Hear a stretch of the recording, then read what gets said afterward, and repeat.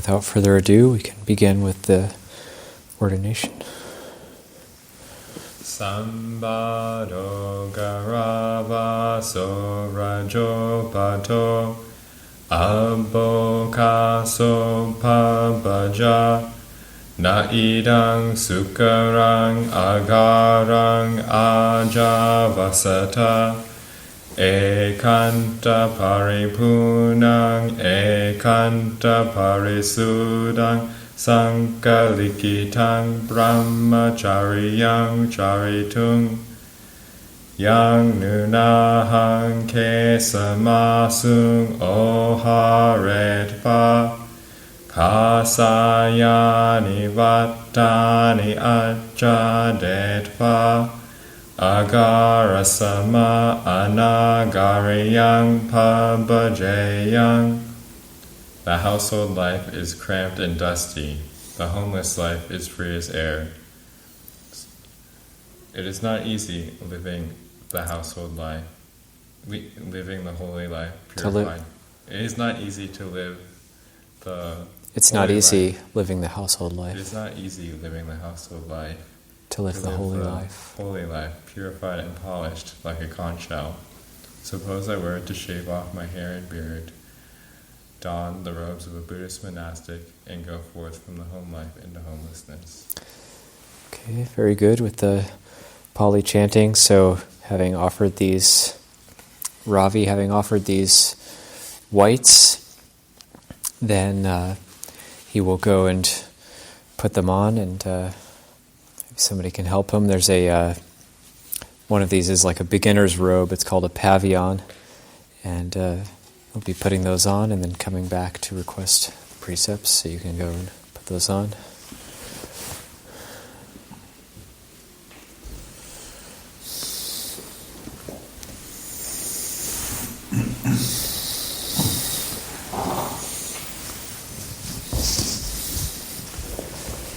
Could you put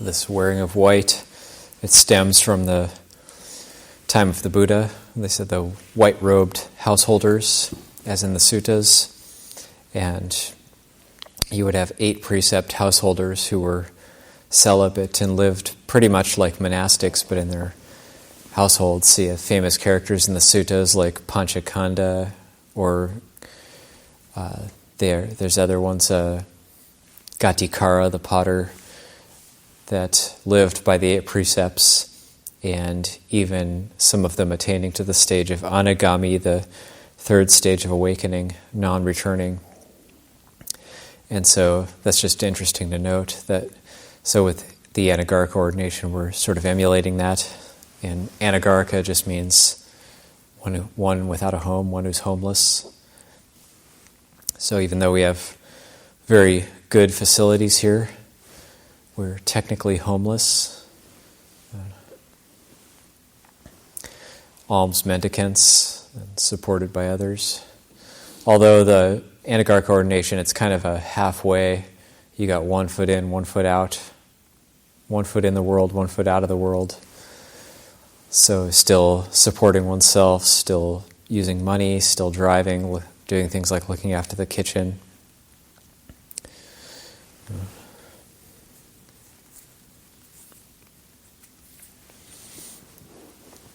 And it's quite good, I think, having the Anagarika Ordination. It's Luang Por would say if they wait long to ordain, then they ordain for long. If they wait short, they ordain short. Or if they don't wait long, they don't ordain long. So we've got this taking things 1 year at a time. Sometimes, generally in Thailand, like at your average city temple, a man would ordain at some point for a temporary ordination, so he'd be in Anagarika for about one day or possibly a few hours before taking bhikkhu ordination.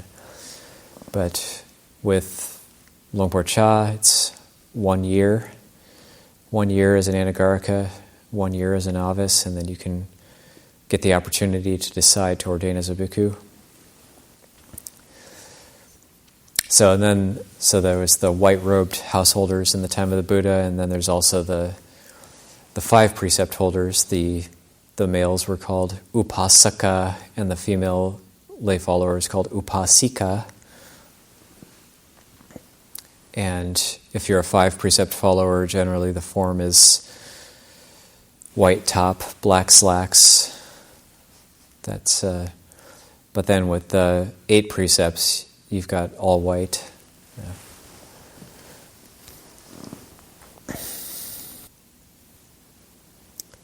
And it takes some getting used to. So with something like the pavillon, that kind of beginner's robe takes some getting used to with bowing. So little practicalities that come up when you actually undertake something that you wouldn't have thought of before.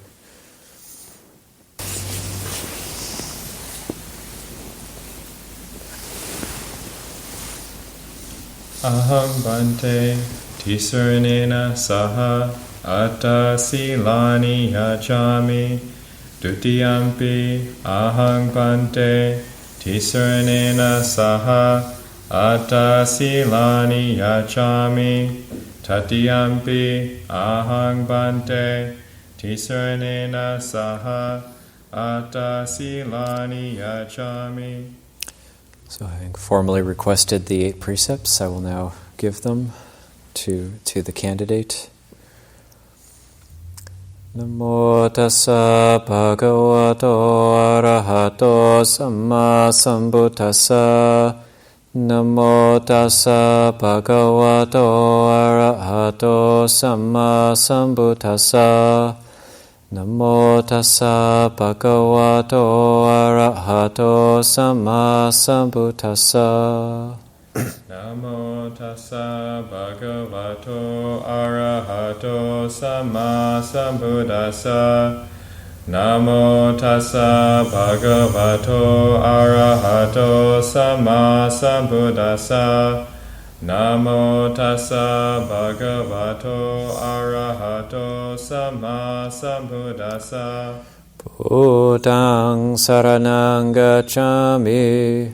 Buddhaṃ saranang gacchami. Dhammang saranang gacchami. Dhammang saranang gacchami. Sanghang saranang gacchami. Sanghang saranang gacchami. Dutiyampi Buddhaṃ saranang gacchami. Dutiyampi Buddhaṃ saranang gacchami. Dutiyampi Dhammang saranang gacchami. Dutiyampi Dhammang saranang gacchami. Dutiyampi Sanghang saranang gacchami. Dutiyampi Sanghang saranang gacchami. Tatiyampi Buddhaṃ saranang gacchami. Tatiyampi Buddhaṃ saranang gacchami. Tatiyampi Dhammang saranang gacchami. Tatiyampi Dhammang saranang gacchami. Tatiyampi Sanghang saranang gacchami. Tatiyampi Sanghang saranang gacchami. Tisarana kamanang nititang. Panatipata Veramani Sikkhapadang Samadhiyami. Panatipata Veramani Sikkhapadang Samadhiyami. I undertake the precept to refrain from taking the life of any living creature. I undertake the precept to refrain from taking the life of any living creature. Adinadana Veramani Sikkhapadang Samadhiyami. Adinadana Veramani Sikkhapadang Samadhiyami. I undertake the precept to refrain from taking that which is not given.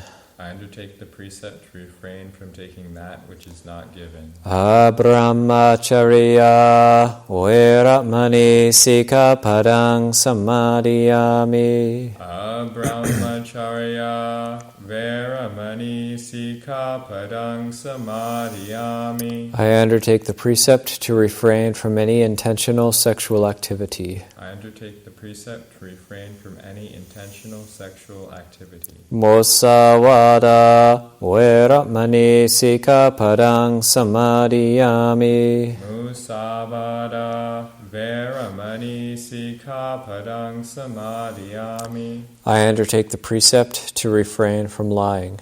I undertake the precept to refrain from lying. Sura Meraya Macha Pamadatana Veramani Sikapadang Samadhiyami. Sura Meraya Macha Pamadatana Veramani Sikapadang Samadhiyami. I undertake the precept to refrain from consuming intoxicating drink and drugs which lead to carelessness. I undertake the precept to refrain from consuming intoxicating drinks and drugs which lead to carelessness. Vikala Bhojana Veramani Sikapadang Samadhiyami. Vikala Bhojana Veramani Sikapadang Samadhiyami. I undertake the precept to refrain from eating at inappropriate times. I undertake the precept to refrain from eating at inappropriate times. Nacha Gita Varita Visukadasana Malla Ganda Vilepana Dharana Mandana Vibhusanatana Veramani Sikapadang Samadhiyami. Nacha Gita Vadita Visukadasana Mala Ganda Vilepana Dharana Mandana Vibhusanatana Veramani Sikapadang Samadhiyami. I undertake the precept to refrain from entertainment, beautification, and adornment. I undertake the precept to refrain from entertainment, beautification, and adornment. Ucha Sayana Mahasayana Veramani Sikapadang Samadhiyami. Ucha Sayana Mahasayana Veramani Sikapadang Samadhiyami. I undertake the precept to refrain from lying on a high or luxurious sleeping place. I undertake the precept to refrain from lying on a high or luxurious sleeping place. Imani atta sikapadani samadhiyami. Imani atta sikapadani samadhiyami. Imani atta sikapadani samadhiyami. Imani atta sikapadani samadhiyami. Silena sugating yante silena bhoga sampada. Silena nibuting yanti tasama silang visota ye. Sadhu Bhante. You can sit comfortably. Okay, so this is not a small thing. This is the first gate of ordination, Anagarika Ordination. So, requesting the refuges and the precepts as a young man, still in the first stage of life, like in the suttas, and having shaved off your hair and those big bushy eyebrows, and look a lot different. There's I won't get into it here, but there is a story as to why we shave our eyebrows in this tradition. It's sort of it's one of those strangenesses, but that's how we do it. The refuges, taking refuge it's a very profound act, and because it's recognizing where do we go for help. So like when we need help, or when we need some sort of safety, or we want to get out of suffering, where do we go? That's what our refuge is. So if anybody wants to know what their refuge is, think, where do I go for help when I need help? That's my refuge. So you're going to Buddha Dhamma Sangha for refuge to try to get out of suffering. So that's the intention, that's the aim. And recognizing that the practice and living in a community of practitioners is going to be something helpful. So there's that faith there, and then there's kind of that looking around, what's going to be the best community for me, whether is it going to be Thailand, is it going to be the West, what's going to be the best, and then consulting with different teachers such as Ajahn Ñāṇiko and deciding on making that move and going for it. So having gone for it, now you're in it, and if you stick with it long enough, you will get the opportunity to go to Thailand through being here. And so this is where all these monasteries are connected.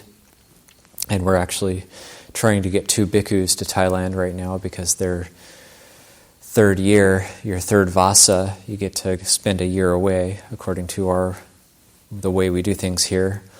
And of course, right now it's twice, or even possibly, you could even think of it as 5 times more paperwork to try to get somebody to Thailand right now, but it's totally worth it to try to get our monks to Thailand and keep that connection.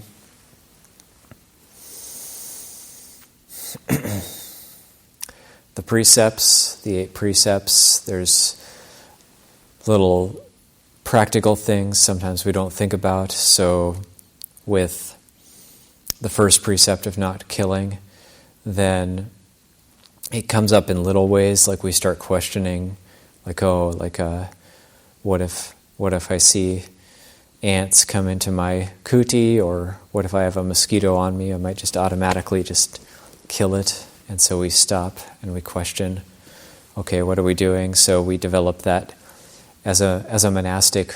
Under the 8 precepts, you end up developing that skill of, it'll get to a point, even if you feel something crawling on you at night and you wake up and something is crawling on you and you can't see what it is, then you'll end up not smashing it or killing it, but you'll end up trying to grab it in a way that doesn't kill it, and you'll, whatever it is, whether it's a spider or an ant or whatever, you'll end up taking it outside. So that's cultivation of the higher harmlessness.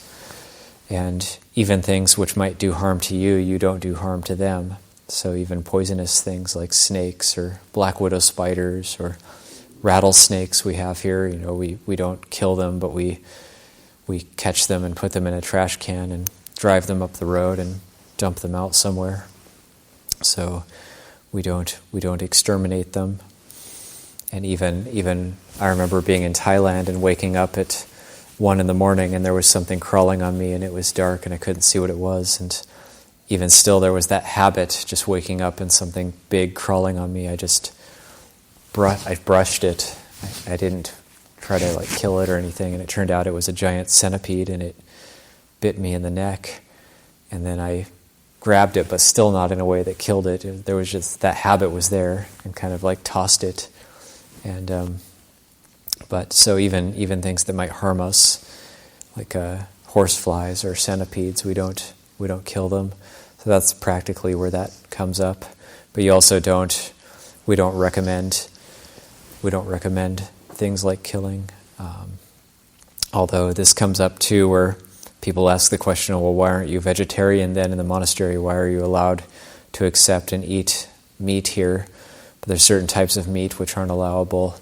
So things that are strange, like snake meat or jackal meat or bear meat, these kind of things aren't allowable. Elephant meat, horse meat, human, of course, which is a grave offense if we were to eat that. But the reason meat is allowable is it's only allowable if it's not seen, heard, or suspected that it was killed specifically for us. So it's the Buddha's lifting up that aspect of generosity. And if that's something, what somebody has, what they want to offer, yes, they can offer it, as long as we didn't see, hear, or suspect that it was killed specifically for us. And if that was the case, it would be too direct, and we would have to not accept that offering. Things like raw meat also we aren't allowed to accept. So it comes up in various practical ways there. Second precept, refraining from taking that which isn't given, so stealing. We live in a way that we develop a sense of just whatever comes, whatever I get is fine. If I don't get anything, that's fine too. So whatever comes my way, then that's what we have. That's what we take for ourselves. This specifically comes up with food, where we don't try to like various ways and means to manipulate situations, such as food, getting what we want, and we just take what comes. And then this comes up with our material requisites too. So things like just whatever lodging is given, whatever clothing is given, like that sitting cloth. That was the only white sitting cloth in stores. So just whatever is given, being content with any old. It's like it comes up with the noble lineage for the monks. They're content with any old robe at all, any old alms food at all, any old lodging at all, any old medicinal requisites at all. So that development of contentment, that's the second precept, is really pointing to that principle. The third precept is in the 8 precepts, it's celibacy. If it was just the 5 precepts, it's refraining from sexual misconduct, which means being faithful to one's partner. And in the 8 precepts, it's the celibacy, so it's questioning the sensuality and working toward relinquishing that in the mind. So it's going to highlight those things in the mind. And this actually goes against things that are natural, some natural tendencies in the human character, and yet it's also something that we can see and gain insight into and relinquish, and it is possible. And so this is that first step of really looking into this and looking for something higher. So the brahmacharya, so the third precept is a brahmacharya veramani. So the brahmacharya is the higher life, or the Brahma life, what we could translate as the high life, or the pure life, or the high mind. We're going for the adi chitte, so that's the higher mind. And that comes about through the celibacy. And it also, there is physiological changes that'll take place when one doesn't break the third precept or indulge in sensuality. And so it happens over a long period of time. But those changes end up being very, very helpful for the meditation and for the practice in general. Overcoming hindrances like the first of the 5 hindrances, the drive toward sensuality or sensual desire. The 4th precept is musawada veramani. In our new translation, we've translated it literally as I will take the precept to refrain from lying. The old translation I tend to prefer, which is I will refrain from false and harmful speech. So false speech being the lying, but then harmful speech being things like, it's actually fourfold. So right speech involves refraining from lying, refraining from divisive speech, refraining from harsh speech, and refraining from idle chatter. And this has different levels. So the refraining from lying, this is sachaparami. This is what we call sachaparami, the perfection of truth. And so when we practice this perfection of truth, we can take it to various levels. Something that was coming up during the meditation, wondering what I was going to talk about tonight, and this sachaparami was coming up. And I remember a friend a while back telling me that there's certain native cultures where they don't have any word in their language for but, B-U-T. No word, no B-U-T word in their language. And I thought about that, and that's actually quite profound in terms of sachaparami. If you would never say that one word, like how would that change the way you talked? Like for example, I wanted to stay up all night on Wanpra, but I have a work project tomorrow. Or I wanted to help out, but I was tired and needed to take a nap. So if you spoke in a way that didn't use that word, how would that be?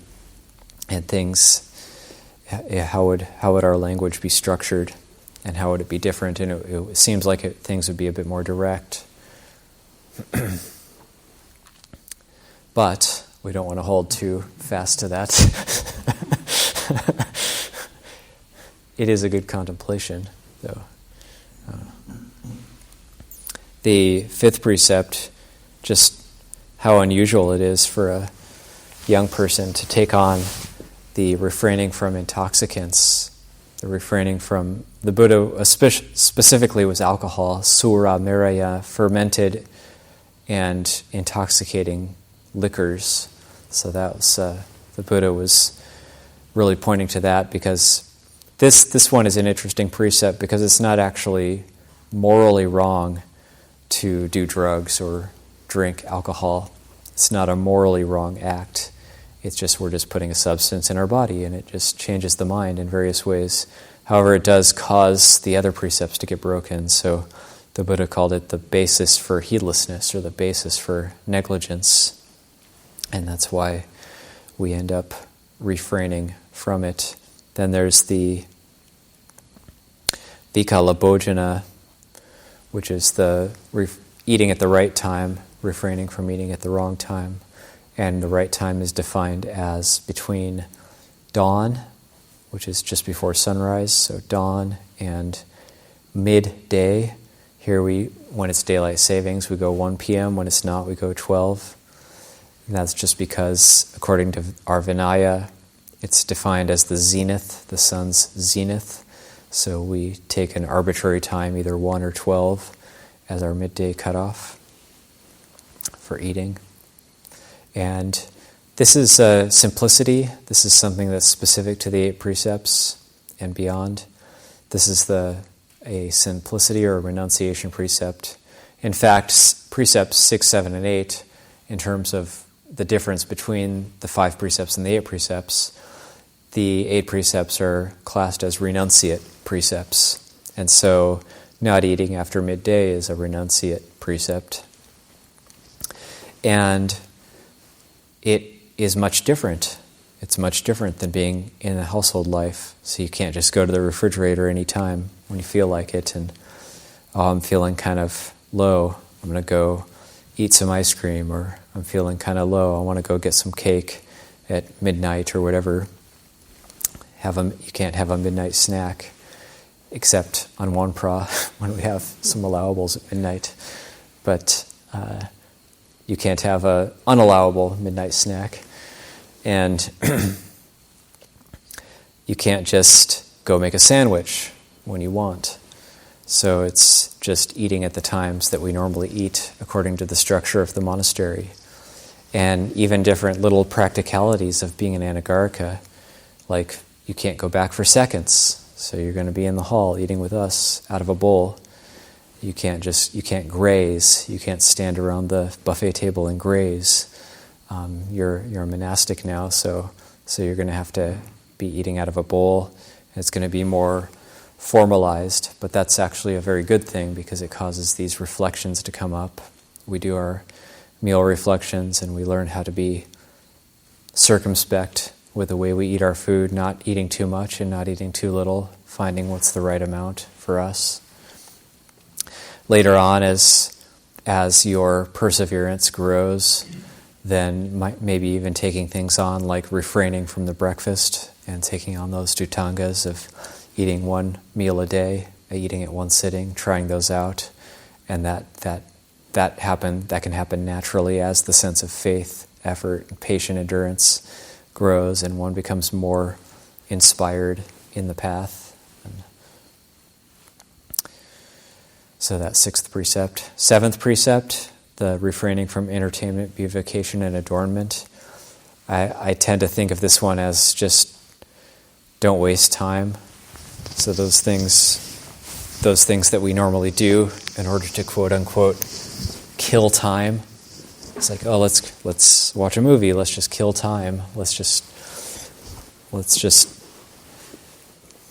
entertainment, beautification and adornment. It's those things that stoke the fires of sensuality. So we're trying to cool those things down. And it's not that we want to be really uptight or overly strict, but it's recognizing that those things are a waste of time in terms of the meditation, in terms of the Eightfold Path, the Dhamma practice. Remembering the phrase from the sutta that in the discipline of the noble ones, then these things are seen in a different light than when you're in household life. That the singing in the discipline of the noble ones counts as wailing, dancing counts as insanity, laughing counts as childishness. So there's that sense of maturing. It's not that we do things like chanting, so it's not like that we never go there and we have to be rigid like a robot all the time. And it's not that we never laugh, but it's the way we laugh is different, where not getting lost in it. Yeah.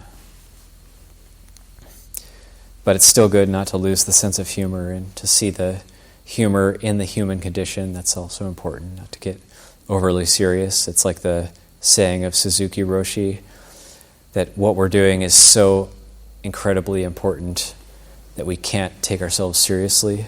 So just remembering that kind of balance. The 8th precept, the refraining from lying on a high or luxurious sleeping place. People in the monastery will tend to just have a mat on the ground, either a yoga mat, or if that's too hard, then a thermarest or something on the ground, or a low bed. In the Vinaya, we're not supposed to have it higher than 8 finger breadths. So the bed legs aren't supposed to be higher than 8 finger breadths, or else it's to be cut down and confessed. It's one of our Pachitya rules. So something where the bed legs aren't higher than that. In Thailand, they just use one of these roll-out straw mats or grass mats on the ground, and it's not too bad. And you train and learn how to sleep on a harder surface. In the northeast of Thailand, I've seen monks that are over 30 vasas sleep directly on jagged rocks. So they're very good at sleeping pretty much anywhere. So at Pujam Gom, remembering that this monk, Ajahn Tawin, at a Katina all-night Dhamma talks, there was another Dhamma speaker going first, so he decided to take a rest, and he just spread out his robe on some uneven rocks and proceeded to just seem to sleep pretty comfortably. So you can develop that skill as a monastic. And the Thai monks are really great at it, especially in the Northeast. And Lungpor Ban said not to put too much attention into one's sleeping place, into really making it as nice as possible, but not to focus on it too much.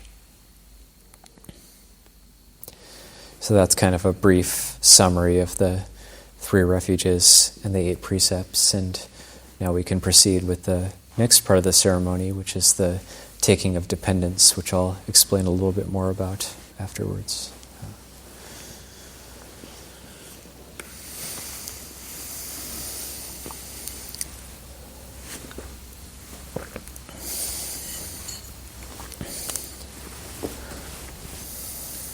Namo tassa bhagavato arahato samma sambuddhassa. Namo tassa bhagavato arahato samma sambuddhassa. Namo tassa bhagavato arahato samma sambuddhassa. Acharyo me bante hohi ayasamato nisaya vachami. Acharyo me bante hohi ayasamato nisaya vachami. Acharyo me bante hohi ayasamato nisaya vachami. Opaikang. Sadhu Bante. patirupang Sadhu Bhante. pasadikena sampadehi Sadhu Bhante. Ajitagedani tero, my hung baro, ahampi terasa baro. Ajitagedani tero, my hung baro, ahampi terasa baro. Ajitagedani tero, my hung baro, ahampi terasa baro.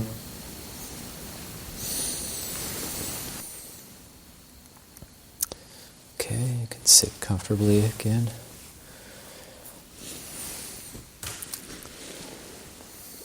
Okay, so taking dependence. This is the brief explanation, just the Acharyo me bante hohi ayasamato nisaya wachami, the nisaya.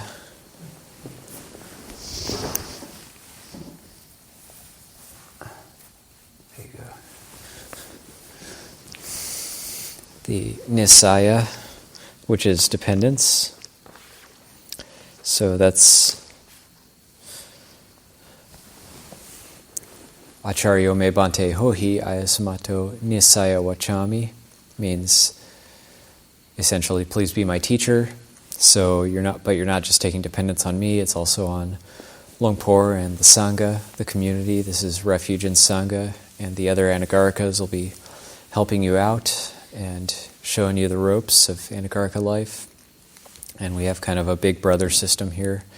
But for myself, I try to make that a priority and always be available if people need some sort of help or instruction about how to do things. Then I try to be available or make that a priority to be available for that kind of thing. And of course, like if you need some sort of help or something, I try to drop everything if I can and help out if it deals with something about the Anagarika life or the holy life, the spiritual life, or the practice.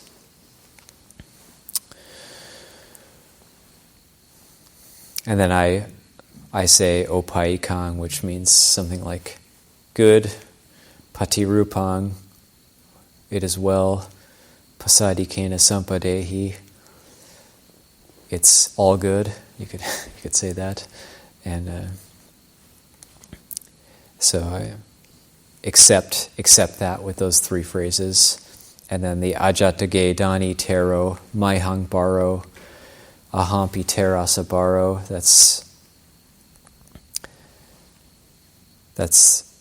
I am now a burden of the Venerable One, or the Tera, the Elder. I am now a burden of the Venerable One. The Venerable One is a burden for me. So it's taking on that mutual burden. Para is burden.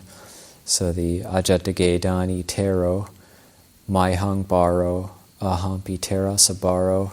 I am now a burden to the Tera, and the Tera is now a burden to me as well. So you might take on things like upatak, like being an attendant for monks, or training in that, or learning how to help out in various ways. Of course, as an Anagarika, you'll be doing things like cooking and these practical things, looking after the office. I think it's kind of genius, actually, that Longpo Cha structured the Anagarika ordination in the way he did, in terms of, it's almost like learning how much work it takes to run the monastery before becoming a recipient of it. So that's actually quite profound.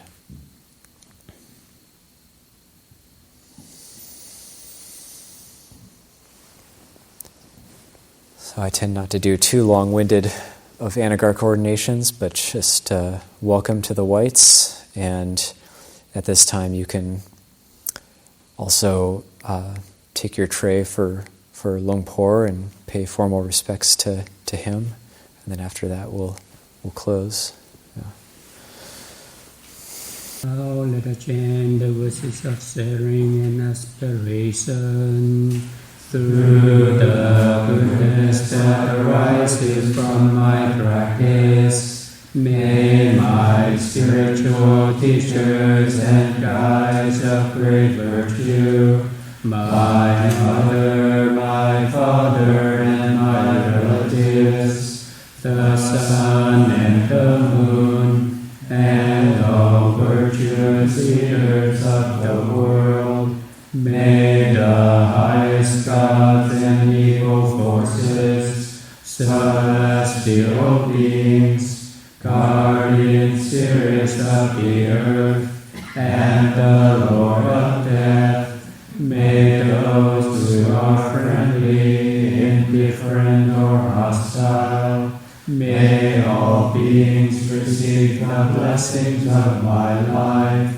May they soon attain the threefold bliss and realize the deathless through the goodness that arises from my practice, and through this act of sharing, may all desires and attachments quickly cease, and all harmful states of mind, until I realize Nibbana in every kind of birth.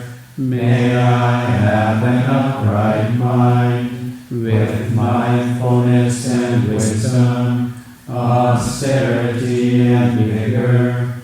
May the forces of illusion not take hold, nor weaken my resolve. The Buddha is my excellent refuge, unsurpasses the protection of the Dhamma. The solitary Buddha is my noble guide. The Sangha is my supreme support. Through the supreme power of all these, may darkness and delusion be dispelled.